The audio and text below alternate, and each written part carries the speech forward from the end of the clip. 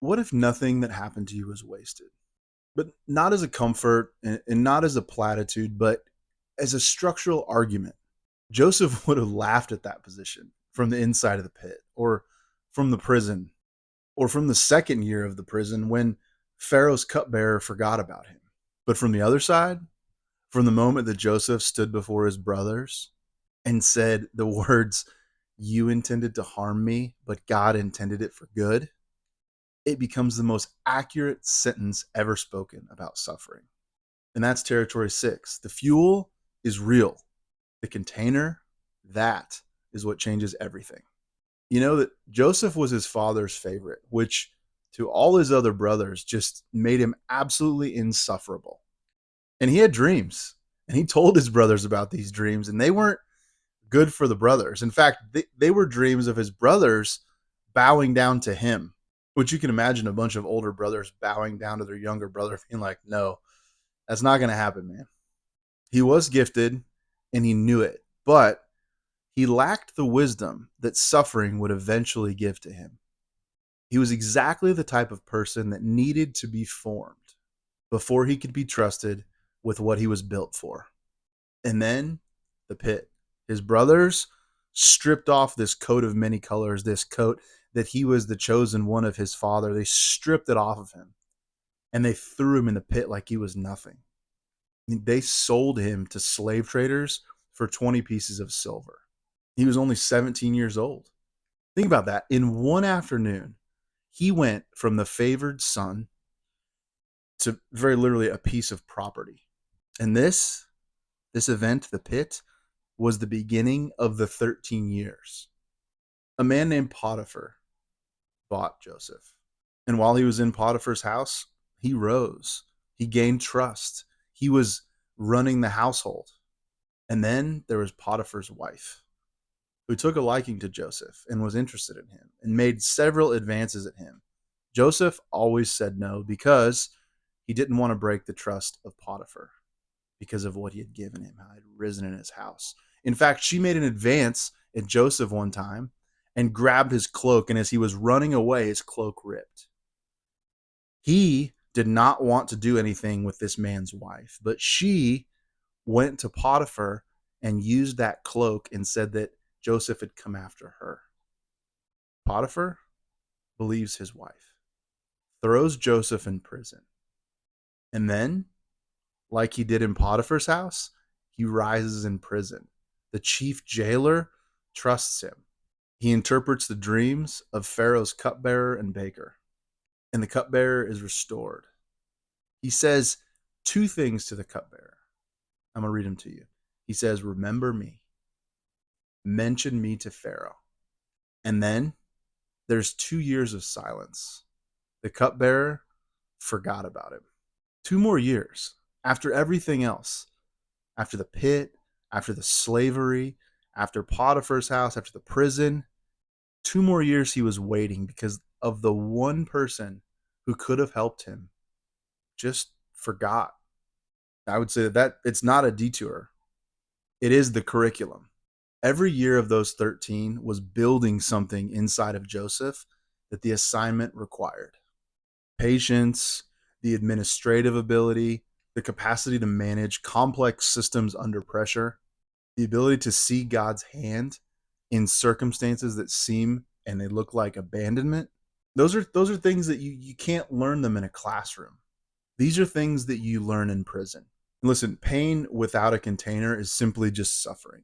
And on the contrary, pain with a container becomes preparation. And what's the container? Purpose, direction, the conviction that what you're carrying is being used for something, even if you can't see it. Joseph didn't know that he was being prepared to save nations from famine. He didn't even know there was a famine coming. How could he know that Pharaoh would have a dream that needed interpreting? There's no way. He wouldn't know that. These are all things that he couldn't see when he was inside the prison. But he carried himself as though the things that were happening to him mattered. And that's the container. It's not certainty about the outcome. It's orientation towards the possibility that none of this is random. Horizontally, the 13 years are a catastrophic waste. It's a stolen decade. I mean, it's more than a decade. It's injustice compounded by injustice. The horizontal accounting misses the entire ledger. It can make no sense of the events. And vertically, the 13 years are the most efficient curriculum possible. Every year, teaching exactly what the assignment required. So, a question for you: what's on your ledger right now that the horizontal viewpoint calls a waste? And I'd submit to you that the vertical domain might just call this preparation. Okay, in Genesis 45, Joseph asks everyone to leave the room. He's standing there alone with his brothers after all this has gone on. And he starts weeping so loudly that the Egyptians outside the room can hear him. He wasn't managing the moment, he wept. This is not a man who's processed his suffering into tidy life lessons. This is a man who had been carrying something for 13 years. And finally, when the purpose becomes visible, it releases. He breaks down and he weeps. The weight of it releasing just burst forth from him. And then he says it, and I'm going to quote, "You intended to harm me, but God intended it for good, to accomplish what is now being done, the saving of many lives." He doesn't minimize what his brothers did. He doesn't pretend it didn't hurt or it cost what it cost. He holds both things at the same time. It was real harm. It was also real preparation. Both of them are beautifully true at the same time. And that's the thank you. It's not for what they did, it's for what it produced, for what it made possible, for what it built in him that was not possible before, and what it built in him that the assignment required. And that's territory 6. The fuel has a container, the pain has a purpose. And it's not despite what happened, it's because of it. So, what is it? What is the thing in your life that the horizontal domain considers a waste? Is it the career that collapsed, the marriage that ended, maybe the years lost to addiction or illness or wrong choices, the thing that you were given that got taken away, maybe the person who's gone too soon? The vertical domain asks one question about all of it. And that question is this: what did it build inside of you that nothing else could have built? And it's not what did it teach you abstractly. It's what is specifically, irreplaceably present inside of you because of this specific suffering that wouldn't be present otherwise. That is your fuel. That is the container, and that is territory 6. I gotta be real honest. None of this would be. None of this would be possible. Our first book, our second book, Who I Am Sitting Before You Today, would not be possible unless I watched Raffi do what she did in this season of suffering that she was in. She found joy. I've never seen someone show up so genuinely, have so much joy and so much love despite such pain. It it changes you. It changed me to watch her be that strong. It was one of the most beautiful things I've ever seen in one of the hardest seasons I've ever seen.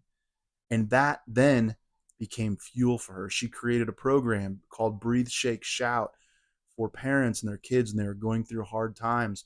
She was sewing smiles on clothes and sending those out into the world to spread joy while she was in recovery. She was laying in bed, recovering from surgery, recovering from treatment, and she was still refusing to let that change her. She just converted it to fuel, and to sit there next to her for the 1,592 days between when she was diagnosed and when we lost her, to watch her live and live a beautiful, beautiful life with her family and with her friends was something that it changed me. And because of that, I'm here today. Without that, I would not be here today. I would not be where I'm at today. And it's changed the fibers of who I am, and it changed in the fibers of who she was. And it's the most beautiful thing. And the saying thank you, the thing you don't want to think, changes your perspective. And it allows you to use the suffering and to use the pain for something good, for a bigger story. And that is what this territory is about. And this is the real beauty of the Fibonacci sequence. And I talk about this a lot in the book. It's fascinating. The numbers depend on the ones before it. That's what it means to have load-bearing suffering. The things that you've gone through are load-bearing. The numbers in the sequence depend on all the ones before it. The sequence is this. It's 1, 1, 2, 3, 5, 8, 13, 21, 34, 55, 89, 144. It keeps going, keeps going. Every single number depends on every single number before it. The things that have happened to you, the suffering that has been in your life is not for naught. It has a purpose. It is part of a bigger story. The numbers start out small. They start out with 1 and 1 again, and then they start to rise very slowly. But the time you get to 21 and 34 and 55 and 89, the direction becomes unmistakable. The speed, where it's going, all these things are unmistakable. And that's the point of channeling fuel. You know the direction, you know where you're going, and now you're channeling the fuel. And that is what Territory 6 is about. The growth is not complete, but it's undeniable. The fuel is very real, and the direction is becoming very clear. Now you can see where it's going. You couldn't see that in Territory 1, but now you know where you're headed. Okay, one practice, one question this week. Okay, write the answer to this question. I'm going to read it to you. The thing I went through that the horizontal domain calls a waste, and what it built in me that nothing else could have built is, and then answer the question. Don't write the lesson, write the capability, the specific capacity, the specific thing that is present in you now that was not present before. And that is your fuel. Because fuel without direction is just heat. And underneath it, write this. Right? What I am going to do with it is, and fill in your answer. Even if you don't know it yet, just write the direction. You don't have to write the destination, just write the general direction. Joseph had no idea about the famine while he was in prison, but he was developing the skill of working through complex systems anyways. And might I add, under pressure. The direction for him came before the destination was visible. Territory 6 doesn't ask you to be grateful about the thing that happened to you. It asks you to be curious about what it built inside of you. Joseph's 13 years were real. The prison was real. The pit was real. The false accusations were real. The forgetting was real. And the savings of many lives was also real. Both things are true. The horizontal accounting can't hold both. The vertical, it can. Nothing is wasted. Not 1 year of it. And the question is not whether your suffering had a purpose. The question is whether you will let it have one. And next week is Territory 7, Thriving in Abundance. We're going to talk about Ruth. It's the final territory. It's not the end of the difficulty. It's the discovery that you can carry it vertically. Faithfulness before outcome. That's what thriving looks like from the inside. Guys, if you enjoy these videos, please subscribe. If you have not taken the Significant Score quiz, it is your compass that will reorient you in a season where you feel lost. Go take it. It's at thesignificantscore.com. I look forward to talking to you next week.